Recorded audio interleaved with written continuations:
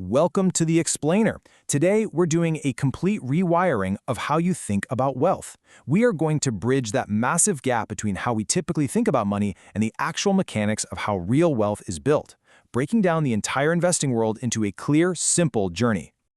Okay, let's dive right into this.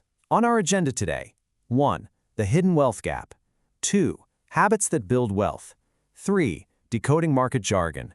4. The active management trap. And finally, number 5. The magic of compounding. Section 1. The hidden wealth gap. Have you ever wondered how two people making the exact same salary can end up in totally different financial universes a decade later? Well, think about a guy named VJ. He's got a solid income, but he's stuck in a middle-class mindset.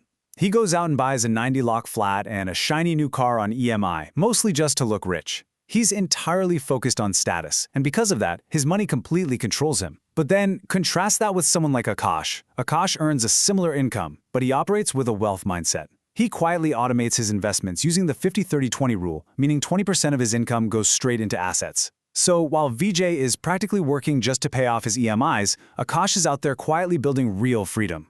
Section 2. Habits that build wealth. You know, before we can actually conquer the stock market, we absolutely have to conquer our own daily behaviors first.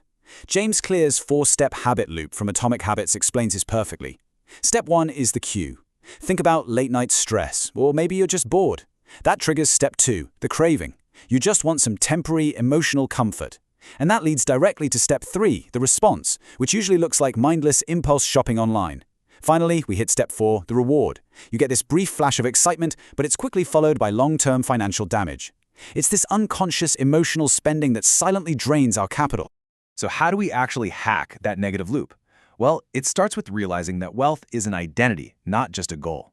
We can build an investor identity using what's called the 2-minute rule. You just shrink the habit to make starting incredibly easy. Like, just commit to reading one single financial page a day. That's it. Then apply the law of least effort. Automate your investments. If you remove the emotional friction entirely, making those good financial choices basically becomes unavoidable. Section 3. Decoding market jargon. All right, it's time to strip away all that intimidating vocabulary that keeps so many beginners totally paralyzed on the sidelines. Let's start with the absolute basics. What is a stock? At its core, it's simply a unit of ownership in a company. Think about it like this. If a massive, highly profitable business is a giant pizza, a stock is literally just one single slice. You aren't gambling on some random ticker symbol, you are buying a piece of a real-world, functioning business. Now, you'll constantly hear commentators shouting about bull and bear markets. What does that mean? A bull market simply means prices are rising over a long period. Think of a bull attacking upward with its horns. A bear market, on the other hand, means prices are falling, kind of like a bear swiping downward with its claws. Now here's the kicker. Human psychology almost always causes people to panic sell during bear markets, entirely missing the fact that these are historically the absolute best long-term buying opportunities. Next up is the index fund.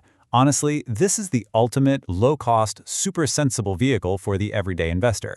An index fund is just a passive fund that automatically tracks a specific market scoreboard, like the S&P 500, which holds the 500 largest U.S. companies. There are no highly paid humans sitting in a room guessing which stocks to pick. It just mechanically tracks the market for you. And very closely related to that is the ETF, or exchange-traded fund. You can think of an ETF as a diversified basket of stocks that you can buy and sell in real time all day long, exactly like a regular stock. It gives you instant diversification. I mean, with literally one click, you suddenly own tiny pieces of Apple, Amazon, Microsoft, and hundreds of others, all combined with real-time trading flexibility. It's a total game changer. Section 4. The active management trap. Knowing the jargon is great, right? But choosing the wrong investing vehicle can silently destroy your wealth over time. Let's compare a few. Think of index funds and ETFs as a sensible Toyota Camry. They are passive, reliable, and incredibly cheap to run, with average fees sitting right around 0.10%. They're absolutely perfect for long-term wealth building. Mutual funds, however, are actively managed by professionals trying to beat the market. Because of that, they charge much higher fees, often over 1%. And finally, hedge funds. These are aggressive, custom-built race cars meant for accredited millionaires, and they charge a massive 2% management fee plus 20% of all the profits. Okay, I want to share a data point that should really hit you right in the gut. 90%. Over 90% of actively managed large-cap mutual funds completely failed to beat the passive S&P 500 index over a 15-year period. Just think about that. You are paying a premium fee for someone who is mathematically highly likely to underperform the simple, boring market average. Let me tell you the story of a guy named Derek to make this really real. So Derek invested $10,000. Over 30 years, assuming an 8% market return, a low-cost index fund with a tiny fee would have grown his money to about $99,000. Pretty great, right? But Derek decided to put his money in an active mutual fund with a 1.2% fee. His final balance? Just $72,000. That seemingly tiny 1.2% fee cost Derek $27,000 in lost returns. He literally paid a professional to lose his money slower than he could have done it himself. Section 5. The magic of compounding. So the crucial point here is that avoiding those high fees keeps your money in your account, allowing you to harness the real mathematical force that separates the wealthy from the middle class. Look, if you invest $500 a month for 30 years, just tracking the S&P 500 would generate roughly $1.22 million. But the average investor only walks away with about $963,000.